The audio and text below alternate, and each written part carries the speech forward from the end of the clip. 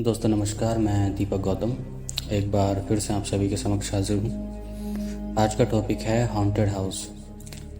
मैं उस haunted house की बात नहीं कर रहा हूँ जो आपने टीवी में देखा होगा, फिल्मों में देखा होगा या फिर किसी सीरियल्स वगैरह में देखा होगा या रियल में भी होते हैं। ठीक है, मैं उस हॉन्टेड हाउस की बात कर रहा हूँ जिसमें आप रहते हैं। ये काफ़ी बार आपको पता नहीं चल पाता है, लेकिन फिर भी कुछ इस प्रकार की पैरानॉर्मल एक्टिविटीज़ वहाँ होती हैं, नकारात्मक शक्तियाँ होती हैं और बहुत से काम आपके जीवन में बिगाड़ती रहती हैं, आपकी साधना पर प्रभाव डालती हैं, आपके जीवन पर प्रभाव डालती हैं। ठीक है, तो रिसेंटली मैंने देखा कि बहुत से ऐसे लोग हैं जो इस प्रकार की पीड़ाओं से परेशान, बहुत ज़्यादा परेशान। तो हालांकि इसका कोई कारण नहीं होता है या कारण हो भी सकते हैं, लेकिन आप कभी एग्जैक्टली नहीं बोल सकते हैं कि इस कारण से ये सब है, क्योंकि अक्सर ये देखा गया है कि आप कई बार होता है कि आपने कोई प्लॉट लिया, आपने वहाँ मकान बनाया या फिर आपने कोई बना बनाया सेकेंड हैंड मकान ले लिया, तो वहाँ कुछ इस तरह की चीज़ें होती हैं। ठीक है, और कई बार किसी घर के किसी एक विशेष कोने में इस तरह की चीज़ें होती हैं जो इस तरह की नकारात्मकता आपके जीवन में, आपके परिवार के जीवन में फैलाती रहती है। और इनके सिम्टम्स क्या होते हैं, मैं सिम्टम्स पर बात कर लेता हूँ। मुख्य रूप से महिलाओं को इसका आभास बहुत तेज़ी से होता है। ठीक है, हालांकि पुरुषों को होता है, लेकिन पुरुषों पर वो चीज़ अलग प्रकार से प्रभाव डालती है और महिलाओं पर बहुत अलग प्रकार से प्रभाव डालती है। ठीक है, क्योंकि इन शक्तियों का जो खाना होता है, जो ऊर्जा लेने का जो तरीका होता है, वो होता है आपका डर। और इस तरह की चीज़ें अक्सर महिलाओं में ज़्यादा पाई जाती हैं कि अगर वो डर जाएं तो फिर लोग उन पर यकीन नहीं करते हैं, या फिर कई बार पुरुष भी इसी कंडीशन में होता है। ठीक है, तो वो उनसे डर की ऊर्जा को खाते हैं। तो किस तरह की सिम्टम्स होते हैं, अगर आप अपने घर में हैं और आपने देखा होगा कि कभी कभी बिना किसी बात के झगड़े होते हैं घर में, किसी बात को लेकर आर्गुमेंट शुरू हो जाते हैं, चाहे उसका कारण हो या ना भी हो। ठीक है, अक्सर तनाव बना रहता है। कोई एक बात होती है, उसमें झगड़े होते हैं और उसका तनाव बहुत लंबे समय तक बना रहता है। जब तक आप उस चीज़ से उभरते हो दूसरा तनाव आ जाता है। ठीक है, दूसरी चीज़ होती है घर में बीमारी का बने रहना। महिलाओं को और बच्चों को इस पर सबसे ज़्यादा प्रभाव होता है, महिलाओं पर और बच्चों पर। ठीक है, कि आप एक बीमारी का इलाज कराते हो लेकिन दूसरी बीमारी खड़ी हो जाती है, दूसरी कराते हो तीसरी खड़ी हो जाती है, और कभी कभी सर दर्द, पेट दर्द, इस तरह की चीज़ें कंटिन्यूसली बनी रहती हैं। घर में एक छोटा सा मिनी स्टोर बना रहता है। ठीक है, मेडिकल स्टोर बना रहता है। तो ये भी एक कारण है उन चीज़ों का। तीसरा कारण है घर में नमी का आना, सीलन आ जाना। यानी कि कई बार होता है ना कि कोई कारण नहीं होता है, अक्सर तो मानसून के महीने में किसी के भी घर में सीलन आ जाती है, वो एक नेचुरल चीज़ है।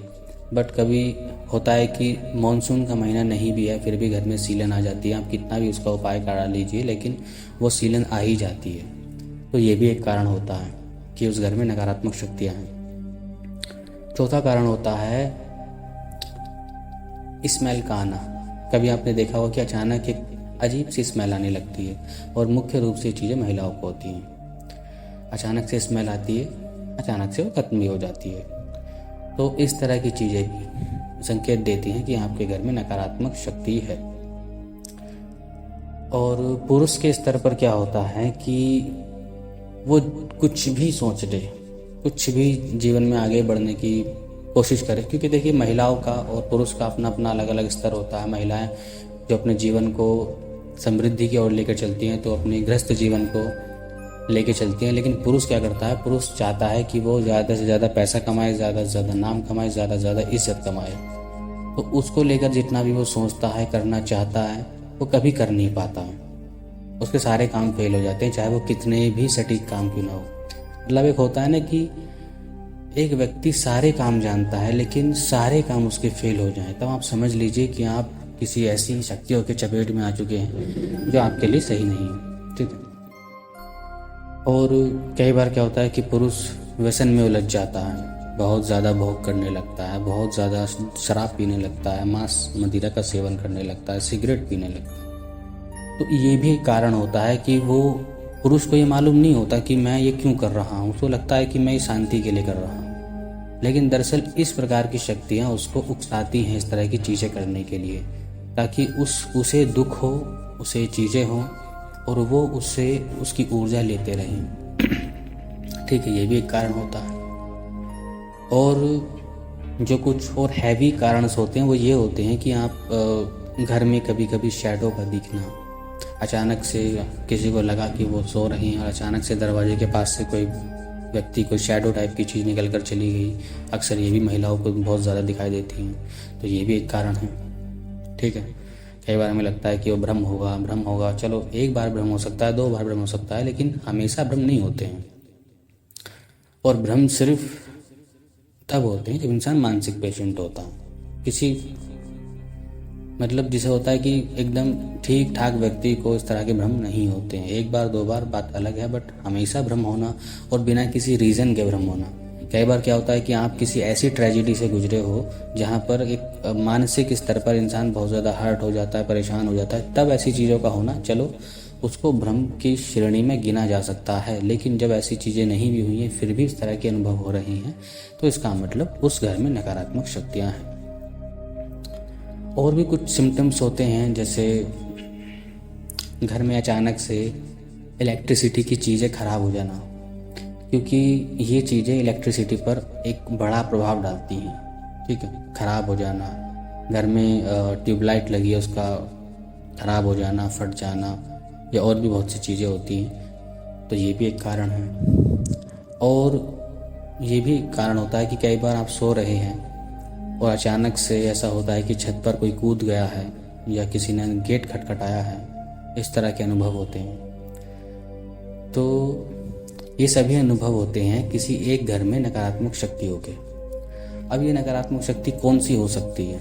कई बार वो स्थानीय शक्ति होती हैं जो स्थान में होती हैं, वहाँ पर घर बना दिया। कई बार क्या होता है कि वहाँ कई पीढ़ी रहती आ रही हैं, लेकिन उनको भी वो भी अनुमान नहीं लगा पाते हैं, लेकिन वो तब भी वो चीज़ें होती हैं। लेकिन वो पीढ़ी पूरी तरीके से ध्वस्त होने लगती है, उनकी बुद्धि भ्रष्ट होने लगती है, वो लोग नहीं समझ पाते हैं चीज़ों को, बस जीवन चलता रहता है। ठीक है, और कई बार क्या होता है कि जानबूझकर आप पर तंत्र करके उस चीज़ों को घर में बैठा दिया जाता है। ठीक है, फिर वो समय के साथ साथ और प्रबल होती जाती है, और फिर इतनी प्रबल हो जाती हैं कि आप उन्हें निकाल भी नहीं पाते हो। और ऐसी कंडीशन आती है कि अगर आप कोई ऐसी साधना करते हो या फिर ऐसा उपचार कराने की कोशिश करते हो तो चीज़ें और ज़्यादा बढ़ जाती हैं। तो ऐसी सिचुएशन में साधक क्या करता है कि साधना छोड़ देगा, अपने धर्म को त्याग देगा, या बहुत सी ऐसी चीज़ें करने लगेगा।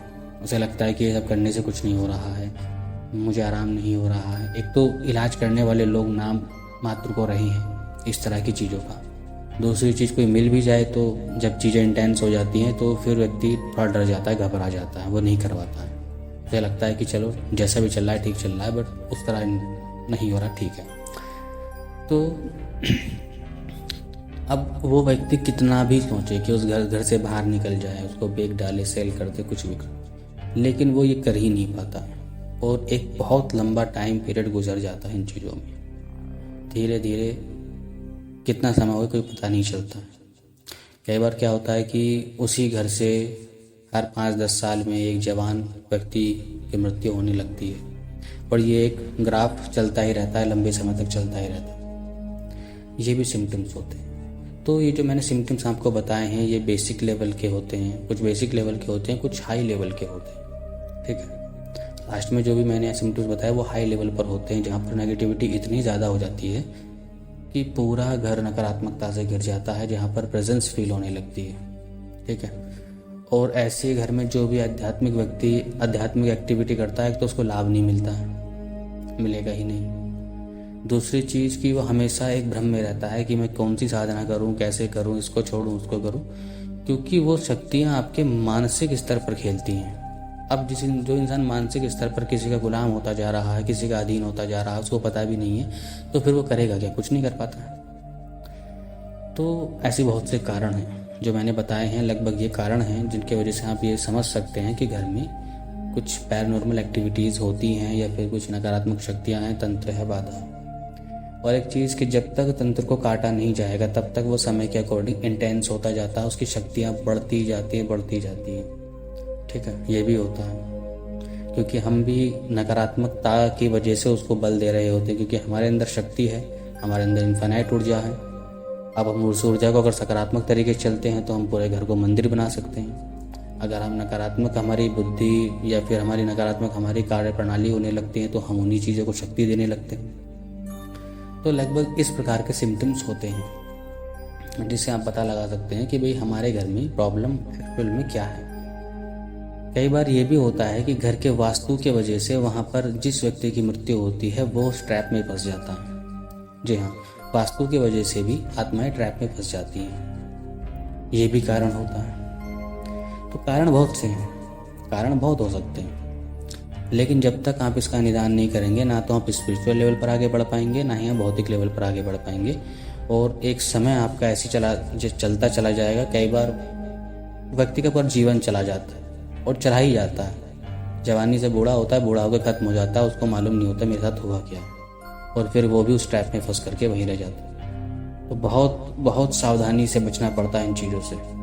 ठीक है, तो इस तरह की चीज़ें अगर आपके साथ हो रही हैं तो आप मुझे कमेंट में ज़रूर बताइए। हालांकि इसका उपाय भी होता है, इसका निदान भी होता है, आप मुझसे पर्सनली बात कर सकते हैं। ठीक है, और जिनके साथ ऐसा हो रहा है वो कमेंट कर सकते हैं। ठीक है, अगर मेरी वीडियो आपको अच्छी लगी हो, जानकारी अच्छी लगी हो तो लाइक कीजिए, शेयर कीजिए, सब्सक्राइब कीजिए। आज के लिए इतना ही। नमस्कार, धन्यवाद।